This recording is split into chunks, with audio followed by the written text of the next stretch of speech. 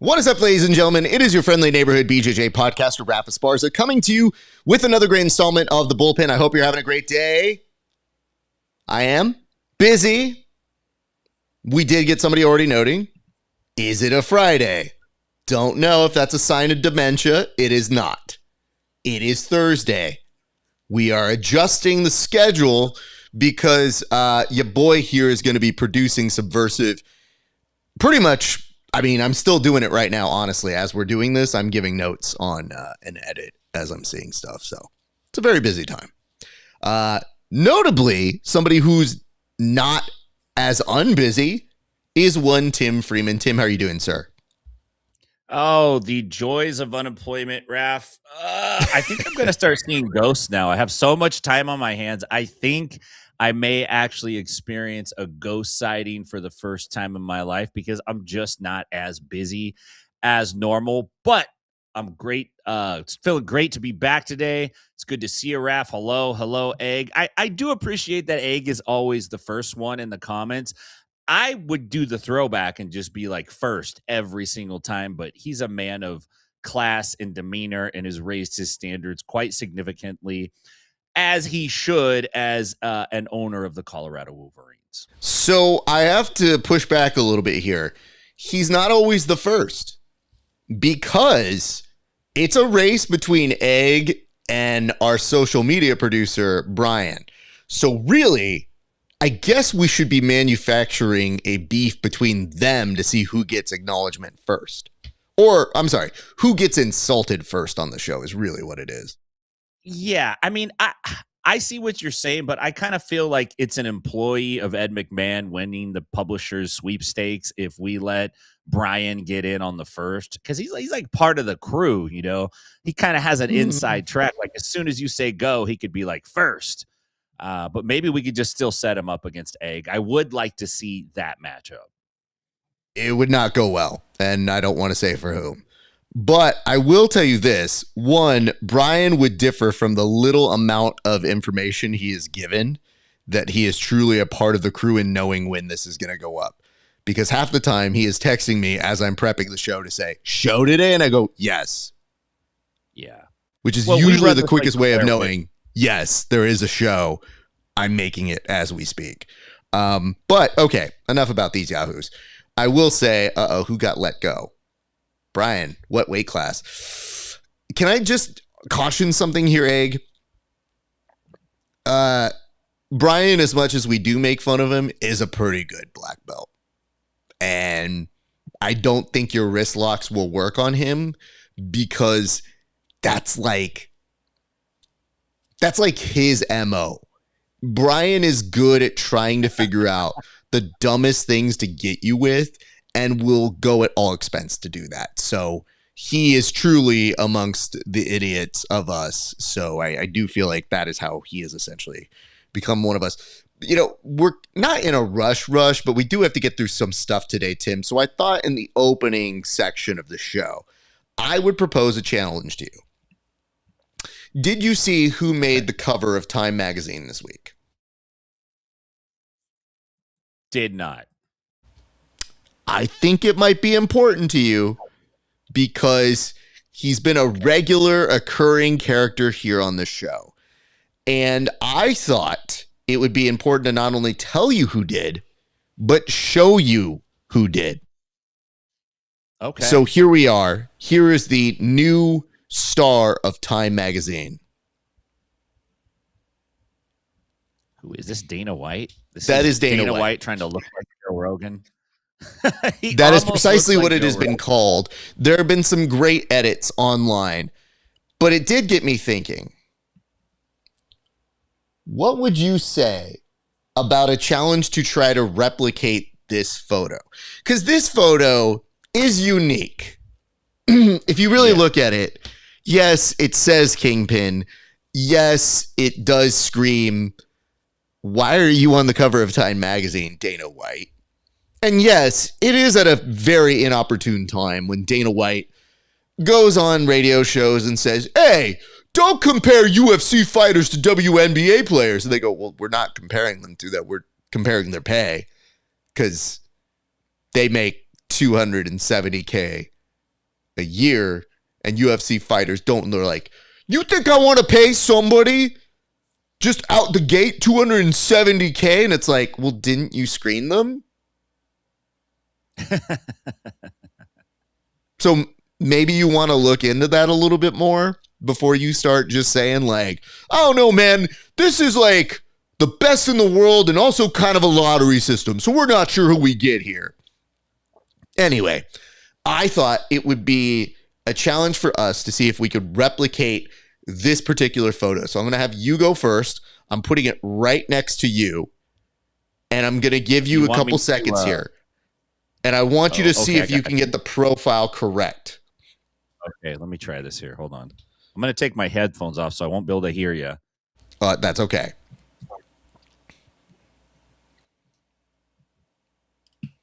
Let me go this way. No, let me go the other way. Sorry. Yeah. Backwards. Okay. This is coming along great. It's the bald is there. It's this shoulder. Just so stupid. He kind of looks like he's pouting. It is. Okay, so that's your side.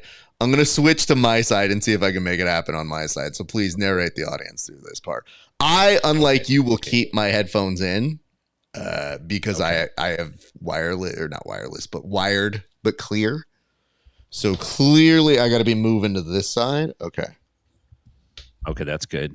So let's get this out of the way. Okay. Yeah, clear the mic, blocking the shoulder. That's good. And then you just bring that right shoulder out a little bit in a pout, just a little more pouty, like mom just told you no. Oh, gangster! I love it. That's great. Yeah. I'd kind of open your teeth too a little bit. Needs more jowls. It's so funny. Yeah. Lacking jowl. Needs more jowls is really funny. Brian, that's one of your top tier ones.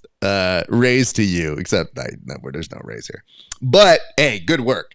So now that we've started off with that, I felt like we needed to be in a good mood because if you look at the first topic on the board, it's a doozy. Guess what, nerds? CJI3 is off. I guess. Is it? I don't know. It's hard to say. Craig Jones, notoriously sketchy in his posts, a little ambiguous, not only sexually, but in what he claims is going to happen with CJI3. So we're not clear on what's going on here, but Tim, what are your initial thoughts when Craig Jones said CJI3 is apparently off? I don't trust it. Craig Jones is like a woman, pardon, but you don't really listen to what he says. You watch what he does because he's constantly just says, I said it. I'm unemployed anyway. It doesn't matter. He says a lot of stuff and then he comes out and does something different. Just like 2 days ago, I read on Jits magazine that it was on. CJI3 is on. And now, if you look at the confirmation, it's not completely clear. Like one comment, Craig says, I'm keeping all the money for myself. So there's a little bit of tongue in cheek. I do think if he plays this out like, yo, I'm canceling it, not going to do it, y'all. And then they kind of bust it out at a later minute. Maybe that's the plan, but I don't know if that would affect their ability to sell. So who knows, man? With Craig, you just got to keep your eye on him. I really hope they do it, though. I really do. I hope that they don't cancel it because that would kind of suck if he just ended up canceling, especially with the rise of Gordon Ryan clapbacks that you would see on his social media because Craig was now a total loser. So, yeah, you can clip that, Egg. Send that to my wife. She knows what's up. Egg's in there trying to stir it up. The lovely Estella won't fall for your tricks, man. Yeah, Stella's way smarter than any of the tricks we've got here. So that shit's not going to fly. And if anything, Stella's already texted him and been like, what'd you say, bitch? Yeah, I'm going to cut on my internet in these streets? Okay. Can you give me a second here, Tim? Because listen, None of us knows what this means. It's gotten too difficult to always figure out Craig Jones speak. He says it's canceled, but then a little bit later said maybe 2.5 is in play. So now we're just splitting hairs. But can I just make a logical appeal to whatever common sense is behind Craig Jones right now? I'm literally planning an event right now. It's not fun. I don't like volunteering people to do extra work, especially when they're notoriously lazy. Having said that, CJI is the best shot we've got. It's not ADCC. It's definitely not UFC BJJ. And listen, the crowds are there for IBJJF, but the audience for viewing, I've never heard a figure thrown out. And I think that's potentially with some good reason. So Craig, you're our Obi-Wan. We need you. It sucks to have to ask you to do work. I get it. I know. I want you to just go every foreign location you can find on a map, spread some good cheer, do good stuff. But really, if it's not you, I don't know how mainstream attraction happens. And I know other people are trying to figure out the formula, but I really do feel like you have something great going on and you kind of owe it to us. Now, I know it's getting into weird territory being like, you owe us, but like kind of you do. It's the best thing out there. It's the best showcase. And even when it's not great, people bitch about it and it still breaks even. It still pays people way more than everybody else. And maybe the people are bitching about it are pricing themselves out. And maybe it's time to find the new people. That's it. I get it. A lot of these athletes can be prima donnas when it comes to doing deals. So I can tell you there's a lot hungrier ones out there that do exist who will do it for a fraction of the price and maybe a fraction of the headache. Having said that, I have dealt with athletes who are not very expensive, but are 2 times the headache as a normal one. I get it. It's just this, Tim. I'm very sad that we have to go through this song and dance to try and figure out if we can get somebody of Craig's notoriety to help us out with this. Do you feel he's doing this to draw us out in the comment section to help beg him back to doing it? Because if it's that, can we make him a birthday cake? Can we get him his favorite drugs of choice to try and sweeten the deal? Like, can we do something nice that is essentially a gift basket, but for a degenerate? Yeah, I don't know what that exactly would be. It could be like a potpourri of different items that you recommended there. I do think Craig, in an obvious way, but indirect way, really does need attention and love from the jiu-jitsu community. And I think the jiu-jitsu community wants to give him attention and love him. So, like, we want CJI 3 to happen. For all the criticism that I lobby at it, I'm super stoked that it happened. Like, all these organizations that I, have criticism or positive comments on, I'm happy that they're out there. Like, I want jiu-jitsu to succeed. So I would definitely encourage our listeners and the internet to reach out to Craig, flood his DMs, send him actual fan mail through the real mail, send him flowers, whatever you can do to butter him up. Let's do it. Let's get let's start a GoFundMe for CJI 3. Let's make it happen. No, they had the money.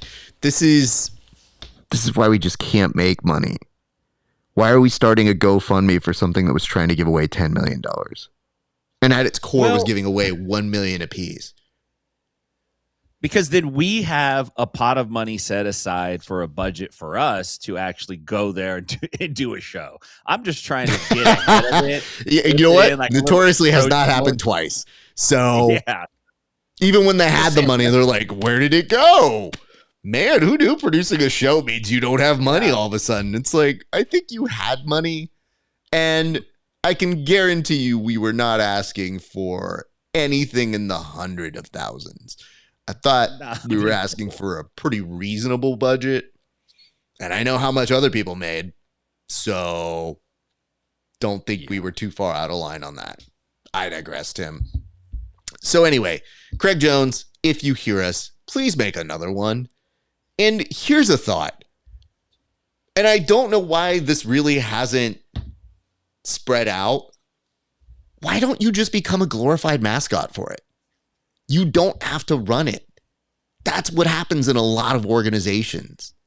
They literally take the namesake of something. They say, show up 2 days. That sounds like a Craig Jones schedule.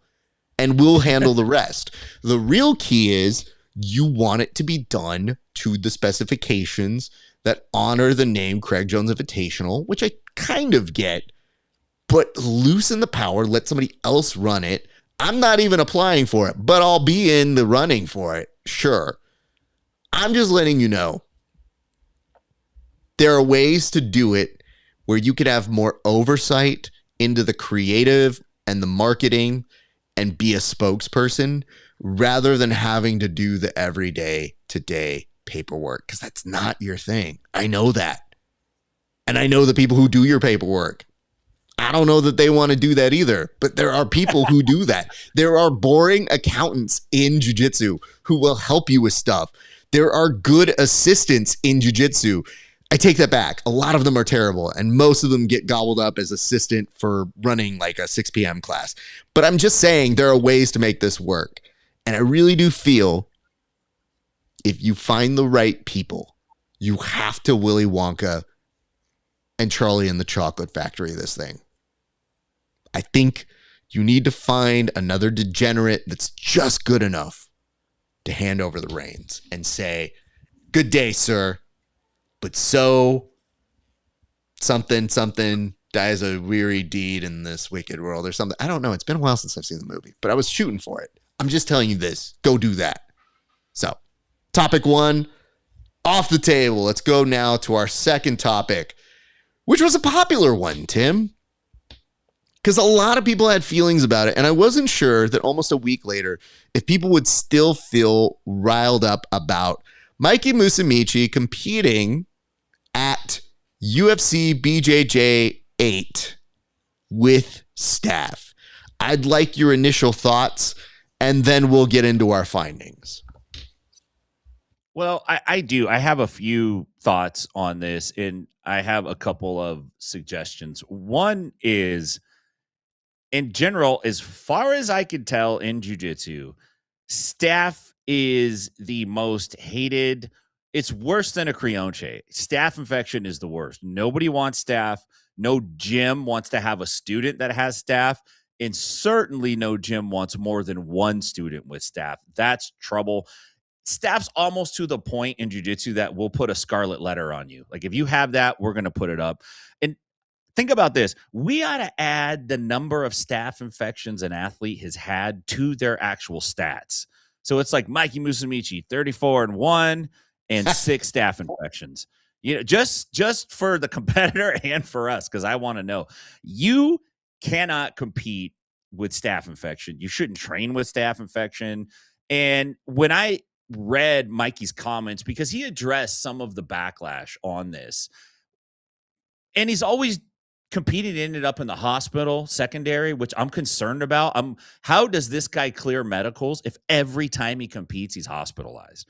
All right, so that's a whole other thing. But he made this point. He said, look, and it sounds like a student telling their coach all the reasons why they should be allowed to train. Like, the doctors looked at it. It's real dry. It's really dry. We covered it up. I have been treating it. I wrapped a bandage over it, and then I have 2 rash guards on, and I wear spats. And it's like, it does. The more things a student tells me on why they should train with staff, the more I'm going to come back and go like, absolutely not. You can't do it. I personally think it's insanity. I do understand that it's a show, and I do understand the mentality that the show must go on. But I will say this: if you have staph infection at the day of your competition, you didn't just notice it that day or the day before. Now, maybe they were monitoring this leading up to it. I'm not sure, Raf.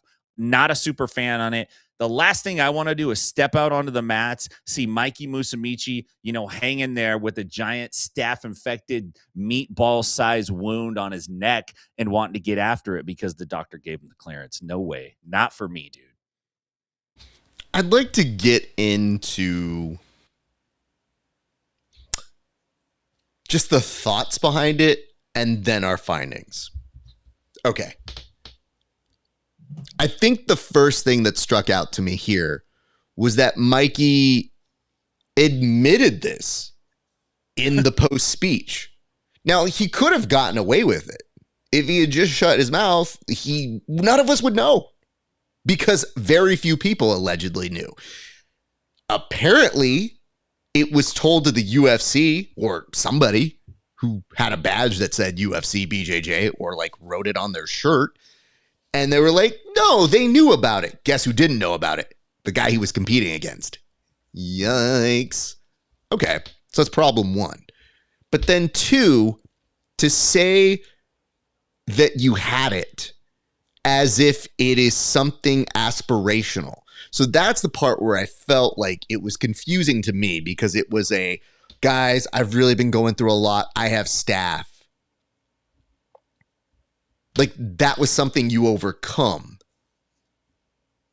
And that we should be very happy about that. Like, oh, good job. Yay. We're very excited about that. If anything, it's kind of it's kind of gross. Wait a minute. Then we have questions. Then they were asking the questions. That's when he admitted. He was like, no, I told them and they said it was okay because my doctor said it was okay. And that's how I know. And I wore spats over. And I'm not even getting into the realm of, do spats protect you from staph and spreading it magically? That's a pretty logical road that is a short distance to take. Let's put it that way. So all of these things and more, we have made it so that Mikey felt compelled to tell us, like it's a hero narrative.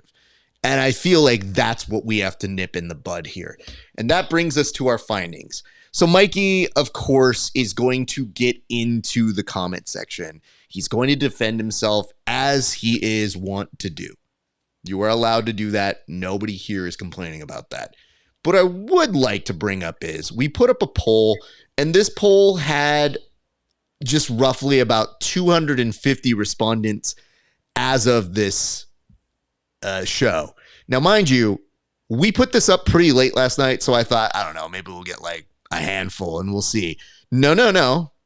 I think it's going to continue going even once we're done. And we asked, should Mikey have competed knowing he had staph? The results are 93% said no. And I have to tell you, I was nervous about putting this poll up, and here's why. I wasn't sure if the Mikey defenders, similar to the Drake bots, were going to get into the comment section and say that, no, it's fine. He's fine. He should be allowed to do that. But it appears, thankfully, that 93% of you are good and logical and understand maybe staph is where we draw the line. Because even if somebody has antibiotics, some things can be resistant to that. It becomes dangerous. You're in the hospital. Isn't that probably a good sign it was a bad idea? Nonetheless, the one thing the poll also revealed to me is which one of you nasty. Because I looked through that poll and I made notes on every single one of you that voted, yes, he should have been allowed to compete. Because that shit gross. And I didn't even want to know what your logic was. I didn't need it. I just knew you voted it's okay to compete with staph. Message heard. Thank you very much. And yikes. Please don't roll with me now. So that was our findings. Tim, any further thoughts on that? Yeah, the dude, you're in the hospital is the most dad-like comeback I've ever heard you come back with. It's like, man, you're in the hospital and you're justifying the fact that you were competing. It's pretty gross. I did like the there's no pus coming out.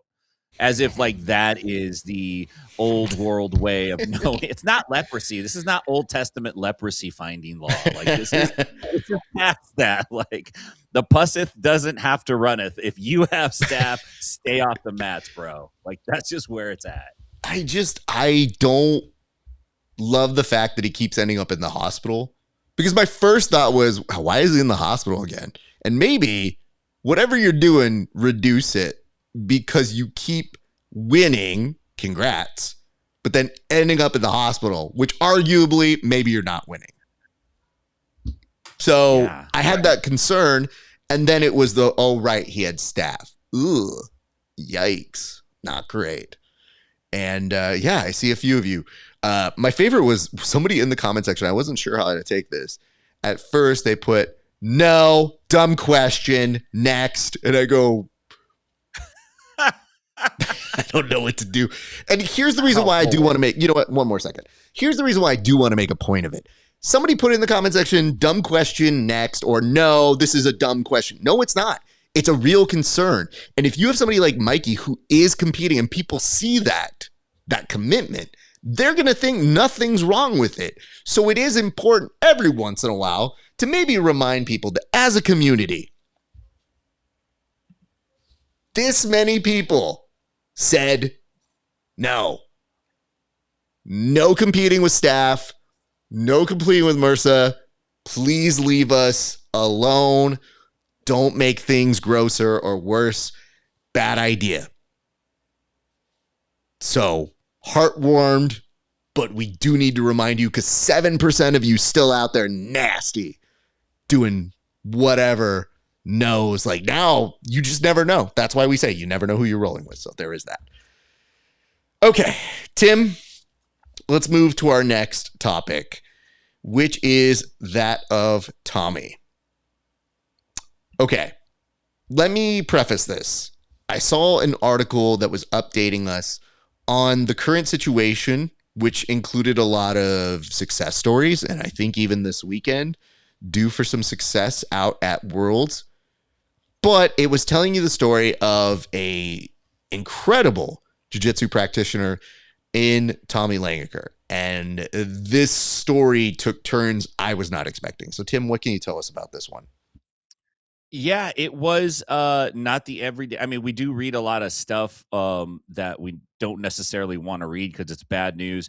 But we generally don't get into it where people are just opening up and kind of telling their audience and in the jiu-jitsu community in general what their experience was. And that's exactly what Tommy Langaker did. He went pretty in depth talking about how after he had won the IBJJF World Championships of 2023, he beat Michael Perez. It was a big moment in his life. That immediately after that, he had just a huge crash. And he went on to expand about how he got as low as that he was, basically living in his van, addicted to substances, and made his way back out to Vegas and had a really rough time, and then realized, like, hey, I need to change this. I did appreciate that the article ended on a little bit better of a note, and which is like, he's competing this weekend. Best of luck to them. And I think what this really is a reminder to people in the jiu-jitsu community, just people in general, especially these guys that are really good and they get idolized, is they're regular people. They have regular struggles. And I get it. Like, I'm the first one to make a joke and crack off about something, but at the same time, I'm also the first one to check in on somebody and be real with somebody when there's a real issue. And there are people with real issues. And the awesome thing about jiu-jitsu is it's a place to better yourself. And I hope him the best, to be honest with you. I hope he crushes it this weekend.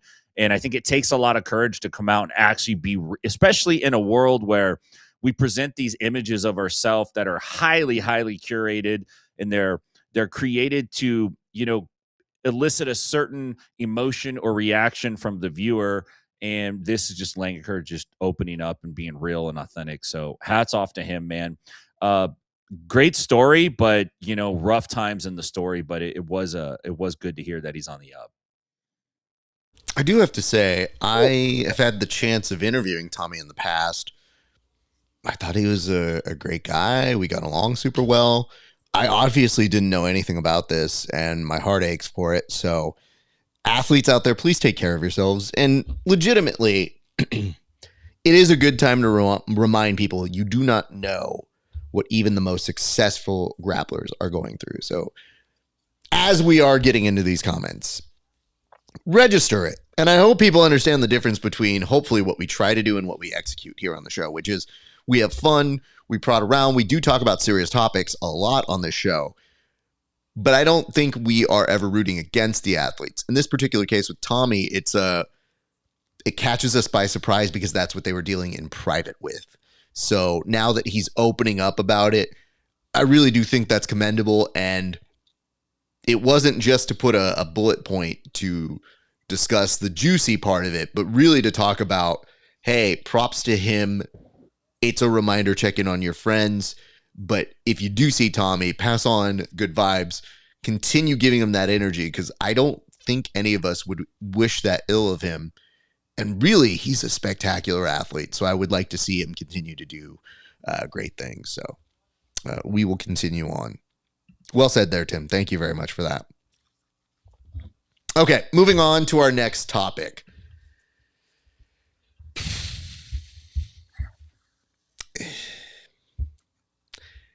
UFC BJJ announced after we did our show that they're going to do we're going to go out there and run UFC BJJ Opens. Okay. Then a little bit later, they said, guess what? We have our own set of rules. And that's confusing because the actual bowl at the Apex Center comes with certain rules, like you can't pull guard. So it begged the question, what rules are going to go from the UFC BJJ rule set to the UFC BJJ Opens? Tim, do you have some insight on some of those rules? A little bit. So I spent some time walking through them. They are quite different. Like a tournament where an open tournament where you could potentially have lots and lots of competitors, your rule set is going to be different than something that's produced for mostly people watching at home.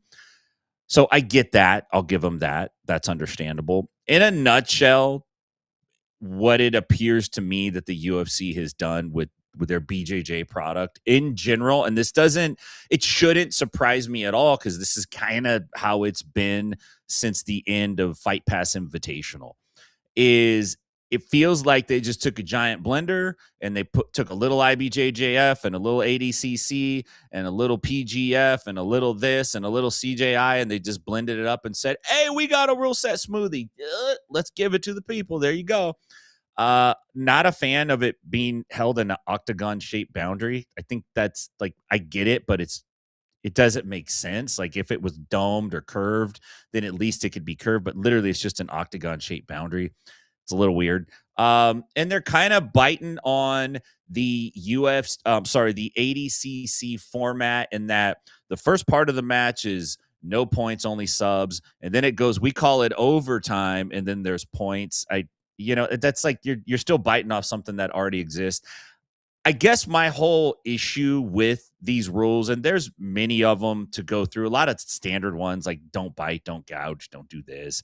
Guard pulling gets penalized. But in essence, it's the same thing as the IBJJF. You have to have contact. You have to do something within a few seconds. So my gripe with this is for all of the resource and platform that they haven't really innovated anything. They have only taken other ideas and implemented them and haven't even improved on those ideas.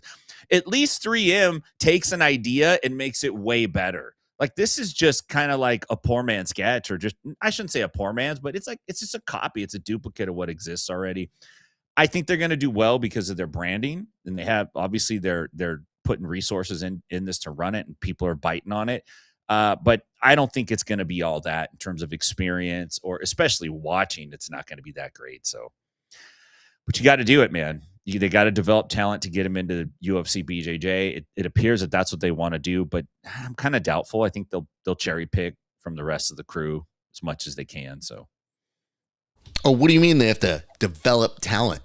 Almost as if they were listening to a show where I said, go develop talent. And they said, okay, well, we'll create our own little ecosystem here. And I go, oh, interesting. Well, damn. Good. But can I just say a few things? First, this shit's $170+ What are we doing here? Good Lord. One of my students hit me up. I won't say which one so that he doesn't get blacklisted. He's like, Coach, I don't want to win that belt. And I said, I totally understand that.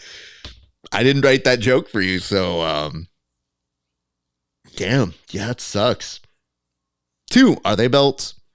Are we just doing medals here? I feel like you're going to do medals.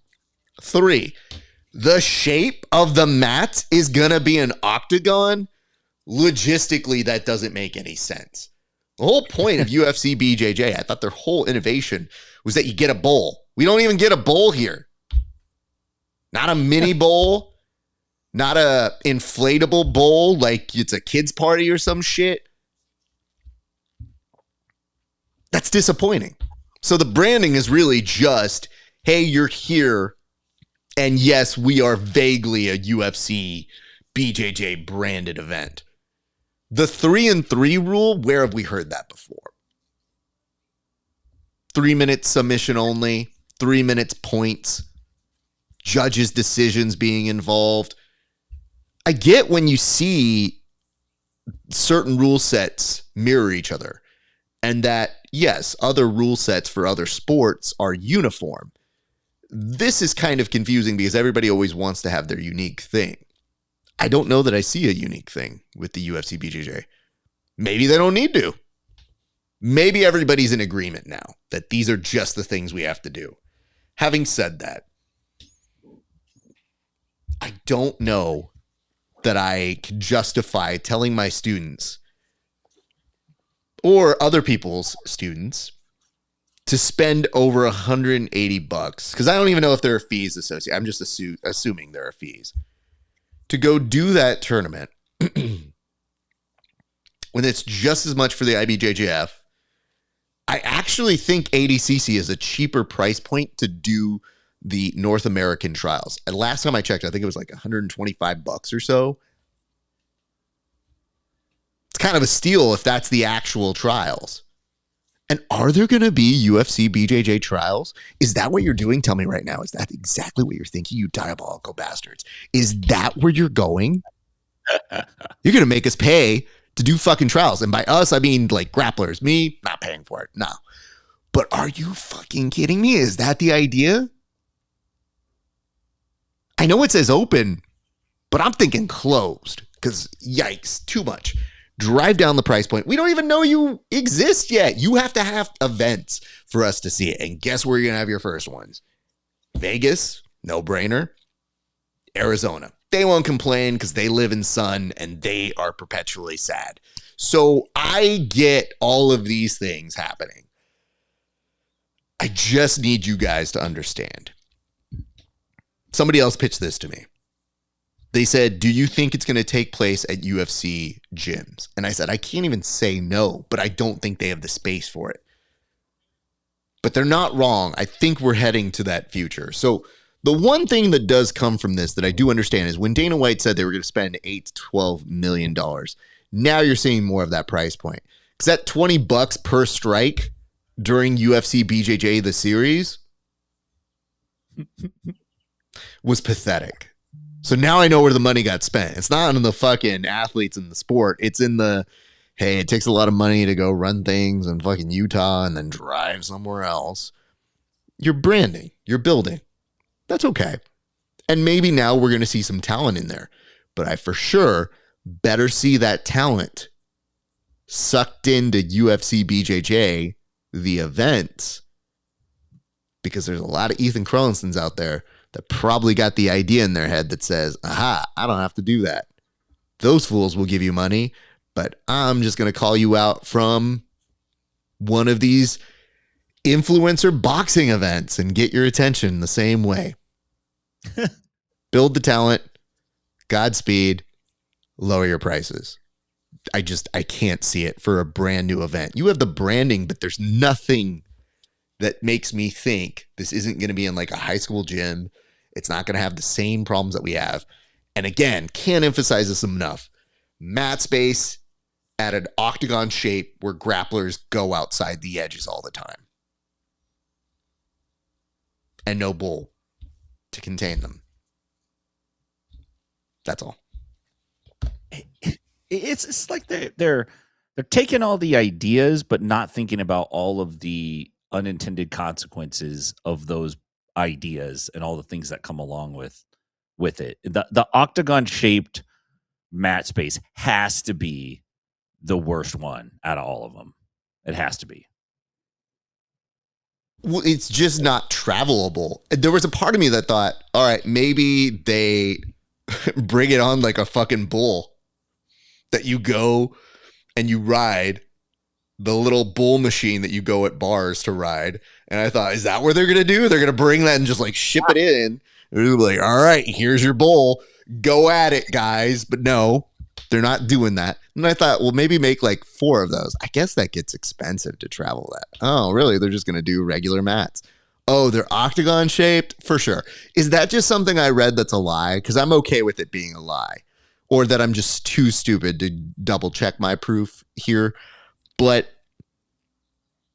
it didn't seem like it was out of the realm of possibility when I go, no, they might actually do that. Uh-oh. Yeah. So that's anyway, friends, we're going to move on because I could spend hours on that one. Great title here, Tim. For a second, I forgot what this topic was, and then I reread it, and I said, oh, I do know what this topic is because I did pitch this. All right, everybody. It looks like we're not the only ones who have been complaining about the commentary for UFC BJJ. Just this week, I guess it was UFC BJJ as evidenced through BJJ docs, was discovered that, yes, UFC BJJ commentary is so bad, people are now going to the Spanish commentary to get away from it.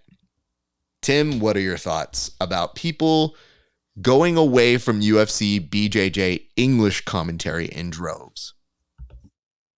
Yeah, I was a little surprised because while there are some really good commentators in jiu-jitsu, there are some really bad ones at the same time.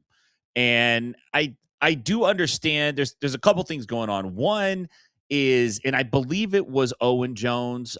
I could be wrong, so forgive me if I'm wrong on that. But I believe Owen Jones took to social media and gave some criticisms, and it was mostly centered around the commentary team of Michael Chicia and Dean Thomas not knowing the names of some of the subs. Like that was just like an ankle twist and passing maybe in the most technical terms.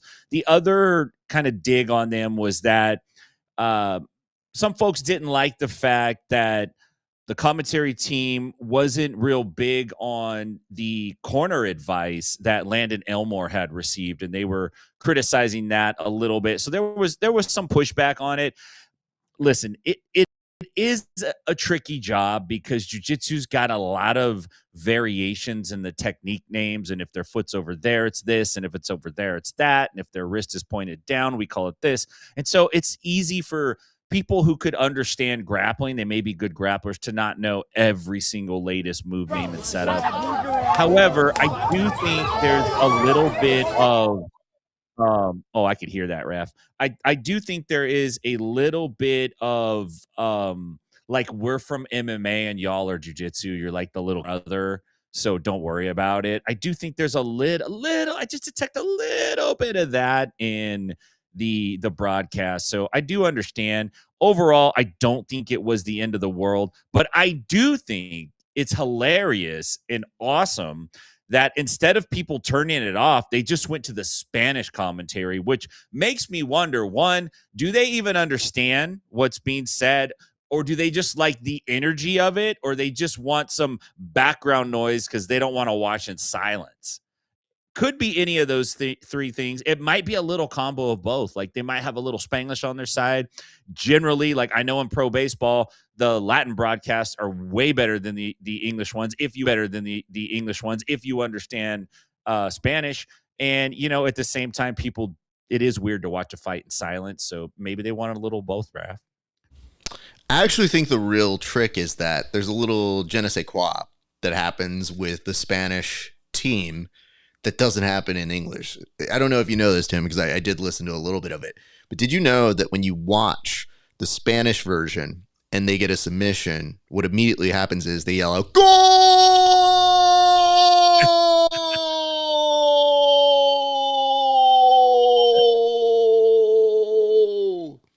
Do you know? I did not know that, but it doesn't surprise me.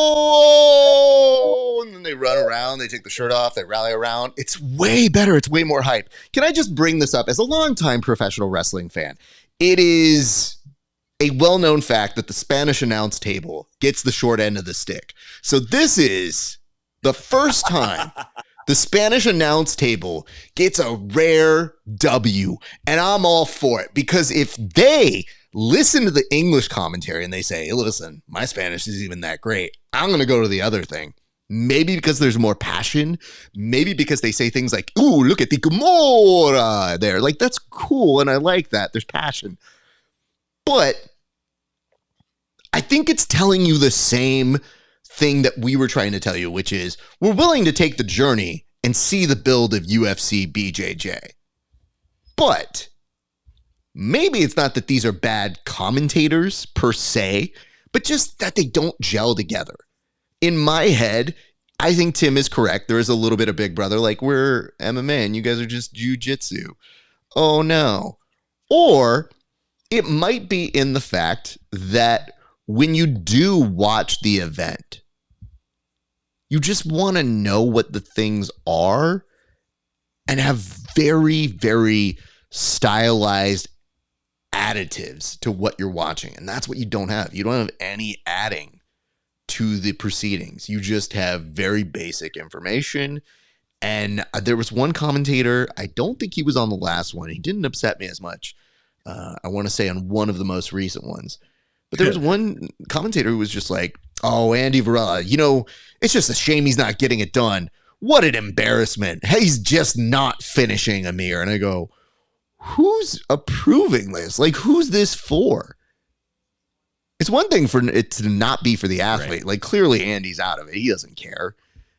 But are you just saying you think he's better than what he's doing? And maybe just sometimes he runs into a roadblock and it's like, nope, just based off of my knowledge of not training jiu-jitsu, that guy looks like he's holding back, and therefore, is he really good? And I go, this isn't great commentary. It's taking me out of it. I can't be the only one. Well, turns out I was not. So when we say these things, maybe, just maybe, it is coming from a place of feedback and consider it. And yes, I will always put myself up for that job, because I'm not going to believe that I'm going to over-explain things to these UFC athletes. But I will tell you, it just feels disconnected. It feels like an extra gig you're doing, not something that you were emotionally or creatively invested in. You're just like, oh yeah, I mean, look at this guy. This dude's got a Kimura. Seen that a million times. Who cares? I think each one really, you got to pull it out, and you got to be excited for those things. And you got to want to tell that story, and not just as some extra factoid like it's a pop-up video. It goes, by the way, did you know that Ethan Kronston once thought about going to college? Ooh. Cool. Okay, what does that tell me about his journey? What are we doing here? So there is that. First of all, what do you mean extremely racist? To who? Yeah. To soccer fans? To fellow brown people? Like, bro, listen, it's very hard to explain racism to jiu-jitsu memes. Takes a minute here. Let me just say this. Mexicans are a very interesting group of folks, because we see things like Slowpoke Gonzalez, and somebody's like, that's racist. And we go, sure. I love Slowpoke. And then even when you say certain things like Latinx, there's a whole group of people that go, the Latinx culture. And people go, we don't say that. People have very weird and odd feelings about some of these things, and some are justified, some aren't. But yelling out goal, I think we're good. Unless there was something else racist that I said, which I honestly don't even know sometimes. So that's where we're at. Grew up in the 90s. That's our excuse. Let's move to the next one. And I see here, John Dong. What's up? What's up to you, sir? All right, let's get to this last topic before we get into the fight of the week. This topic is responds. Okay. So this topic always requires a great amount of reminding you. If you get triggered by this stuff, we apologize. We understand it. We're trying to report this one with some sensitivity, but the Melky Galvo situation continues to get worse and worse and worse. And just this week, it did appear that Mika himself responded to some of the things that have been said about his father, some of the things that his spouse, Amit, has said. So there's a lot of stuff going on. Tim, for that, what new updates and proceedings have taken place? So I am unfamiliar with Melky's response. The thing that I did come up against is that and I don't know who's doing this, but now it's been reported that Melky's brother was arrested on similar charges, which is just insanity. I don't know what's going on with that situation. But I'm sorry, Raf, I did not catch the response on this one. I got you on this. Let me just take this one real quick. So it was less the Melky or Melkai, whatever people are calling it. I don't know, but I'm just calling it Melky because I don't know how to make sense of it any other way. The response wasn't necessarily from him. It was from Mika. Mika also put up a video this week. And Mika's response was now detailing the fact that he was abused by his dad. And what's difficult here is there is still stuff up in the air in terms of how much he knew, how much he was involved, but he was giving a detailed version of him saying when he was with his dad, he did face certain kind of physical and mental abuse, and he was detailing his side of it. And we don't know everything. Again, we continue to say that, but we want to make sure it's clear. It's an evolving situation, but your heart does break in knowing that that son feels the weight of what his dad did, at least in those videos. Now, the hard part to balance is, and this is the court of public opinion that's happening online, did he know? Was he part of the cover-up? And what doesn't bode well is it did look like it was a family affair with the brother also getting arrested for the same sort of disgusting alleged things that Melky did. So when it's saying that the brother also had relations with a minor, there's a lot going on here that makes you immediately suspicious. So we're trying to take things at their base. And Mika coming forward with these two videos, it's tough. These are all tough things to watch, but I felt like it was important to not only remind people of what is happening, sprinkling some allegedlys. Listen here. If you were to listen to Egg give the situation in any form or shape and freely talk about something, the amount of redacteds, allegedlys, to my knowledge, would outweigh ours. And that's mostly because he speaks lawyer speak. So there be that. But thank you for the legal advice there, Egg. Anyway, I guess what we're saying here is tough shit to watch, tough shit to read, very difficult situations. And the latest update, yeah, with the brother happening was, I guess in some way not surprising when you did find out the brother was trying to provide a cell phone in jail to his brother to then continue harassing the victims and try to get them to say or retract their statement. So it's a freaking mess, dude. And it gets worse. I feel every week there's some new detail that we find out. So we will keep you posted on these events as they unfold. But for right now, Tim, why don't we move to our fight of the week? So this week's low light highlight of the week, what can you tell us about it? This comes to us from the very, very, very entertaining genre of outside street fighting after you leave the bar. And this is a really impressive classic matchup of hats versus glasses. Hats really kind of picks the fight as far as I can tell. Glasses takes the bait. There's also a little tag team action right in the beginning. One guy's not dressed at all. No, well, he's got some pants on, but he's also on Team Skins. Other dude's on Team Turtleneck. Like, he's fully covered up.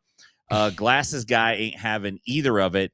And this is a two-parter. So this is one of those fights where the fight breaks out, then another fight breaks out. Props to the cameraman. Very nice camera work. These guys aren't just fighting. They're moving down a sidewalk while they're fighting. Cameraman catches some nice slams, some nice punch outs. This one is action-packed, Raf. Well, what a great sell, Tim. Why don't we go ahead and move straight to the fight right now? So as this starts to play, feel free to walk us through it, sir. Let's go. So Team Glasses ain't having it, and he cracks dude in the turtleneck.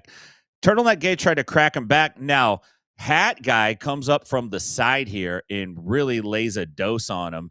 And now these guys start battling up the street. And I can appreciate the cameraman's work here as they're just kind of squaring off and moving. And at first, it's like these guys don't want to throw, but then they keep throwing, and they actually, there's a ref, the tree's reffing, and now the other tree's like, no, I'll ref. These guys are literally moving up the street and fighting. I like the parking attendant in white pants and powder blue jacket there, just checking it out. We got a couple guys also taking film on the side.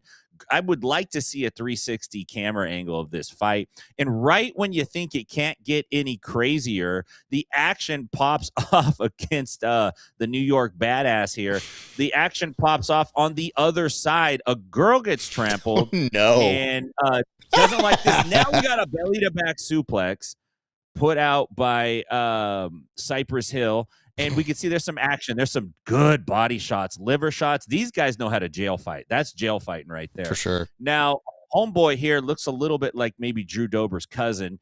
He hasn't had enough. Oh, my God. He gets cracked with a left hand. Now, homie stomped him in the head. That was uncalled for. Now he pushes off another homie. Like, don't do what I just did, man.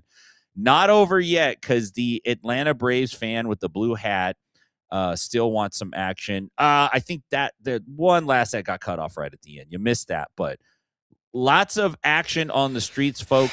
Be careful when you're walking around after being at the bar. All right, let me start with this. Why is Steve Joachim involved in this fight? Backwards hat, no shirt, immediately tells you Steve Joachim is behind this one. And two, why is he holding on to LeVar Burton? Reading Rainbow over here, super concerned as to what's going on without his visor from Star Trek, but we press on. This fight's got to go somewhere. Okay, can I just say this? If I've ever had a dispute with somebody, I don't think I pepper them up with a couple of light slaps gingerly to the face. I think that's a declaration of war. In these streets, yikes. Not only are we fighting, but LeVar Burton, you better really uphold your honor here. But guess what? LeVar takes a clean fade to the side, and Steve Joachim says, nah, I got this, fam. Get on out of here. And guess what? Boom. These pops happen very quickly. But what I really want to note here is that for the next 20 seconds, it's a lot of Street Fighter 2 paused. Like, they're just kind of doing a lot of this, like waiting for their moment. And then they like move and jostle. So it's like moving with the joystick up and down and to the side, but not actually hitting. And if you accidentally hit there you kind of get one of those things. But anyway, let's start to see how this moves. This is, I think, the weirdest defense I've seen in most of the fights that we've had. This is the hand holding. What is this? Literally, he's trying to offset the punches, so he holds hands. Now, it gets weirder because he's holding it continuously here. It's not just a deflect. It's a hands across America for a half second. Let's get to know our fighters first.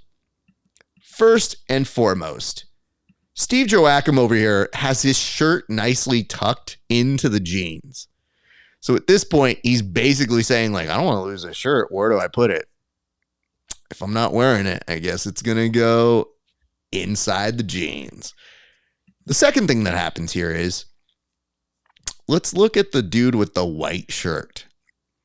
The dude with the white shirt here has weird Sharpie graffiti on this, and I can't tell if that's the style, but it makes me not want to root for him, if we're being honest. Just the style of the back of the shirt is enough for me to go like, yeah, it's not my style, but is what it is. All right, let's give some acknowledgments here to the background players. I didn't even notice the dude with the dreads in back. He completely sprung out to me out of nowhere. So props to him. Thank you for being a welcome presence here.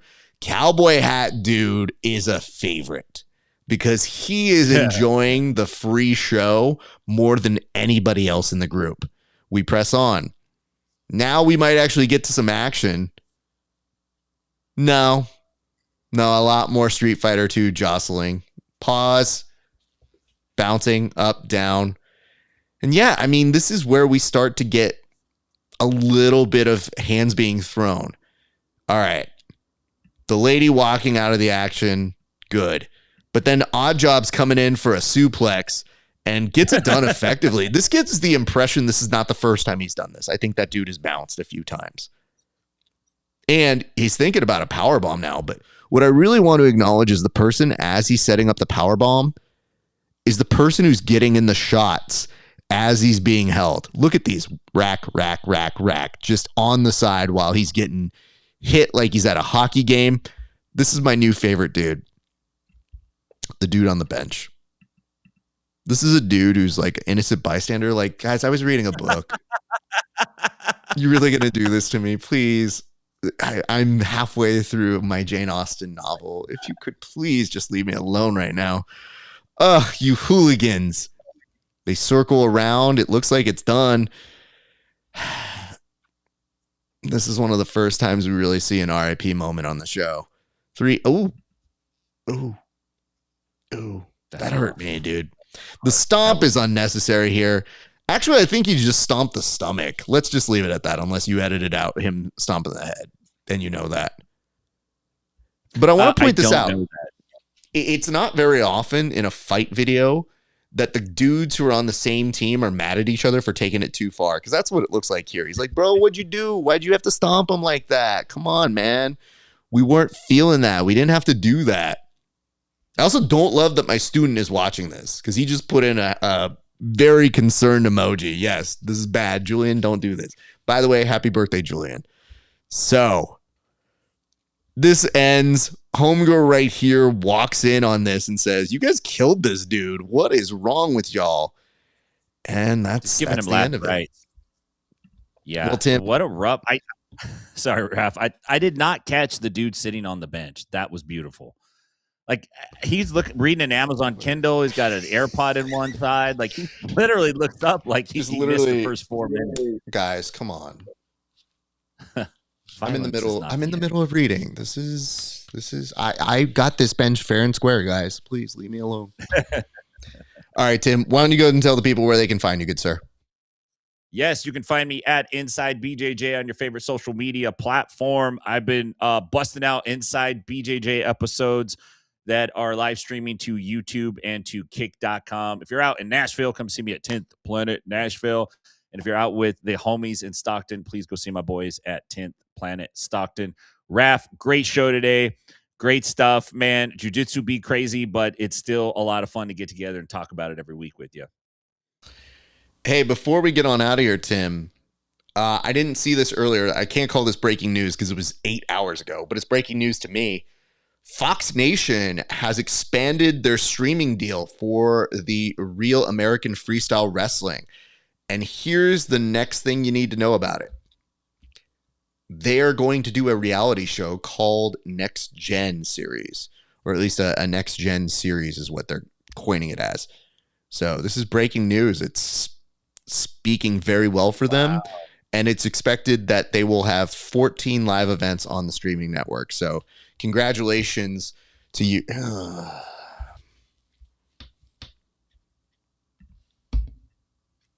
I'm just going to start putting these up. I don't even know that I need to say them. Just you guys can draw the conclusions. And, yep. I want to see a TV show where you and Egg have to live together. I don't think so. Days. I think that would be not negative ratings. You're only allowed to order stuff on the internet. That's it. To be honest, though, at least it's human interaction. So you're talking to the person. It'd be different if I'm talking to Egg and during the show, he's adding the annotations during the live show. That would probably be fun. But I think the real key here is that we're not talking to a person. We're talking to the AI.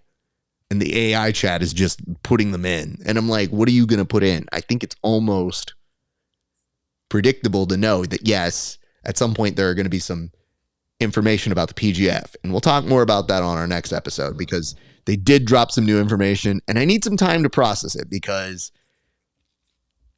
well, let's just say there's going to be more shows. So I think we need to figure out what exactly that's going to be because I'll tell you this much right now. That's very exciting, and it does appear like there's some weight class news on that. And I think a lot of you are going to look to us for news on it, and we don't have any more. So we'll see if somebody trips up and tells us some more. But Tim, I think that's going to do it for us. I appreciate you, sir. Thank you much for the hard work. We will pick up, I think, sooner than later, but maybe not today. We'll chat more in a second. All right, my man. Good to see you, Raf. Thank you, sir. All right, guys, here are your reminders. Like, comment, subscribe wherever you are watching. I appreciate you guys. Be sure to check out Subversive this weekend. Your boy is producing that one. We have some excellent grapplers. If you can make it live, we'd love to see you at the Hard Rock in San Diego on the rooftop. Spectacular grappling, a show of shows. I can tell you that much. So I think you're really, really going to like that one. And if you can't be there live, I'd love it if you watch it at spectationsports.com. You can find the pay-per-view there, or it is more of a streaming branded thing that they do off that. So become a member. Go check that out. And that's it, guys. Thank you so much for watching. We appreciate you guys, and we will see you back very soon. Very, very soon. But anyway, that's going to do it for us here at the show. Thank you so much for watching. It's been a great day for grappling. We'll see you back on the mats.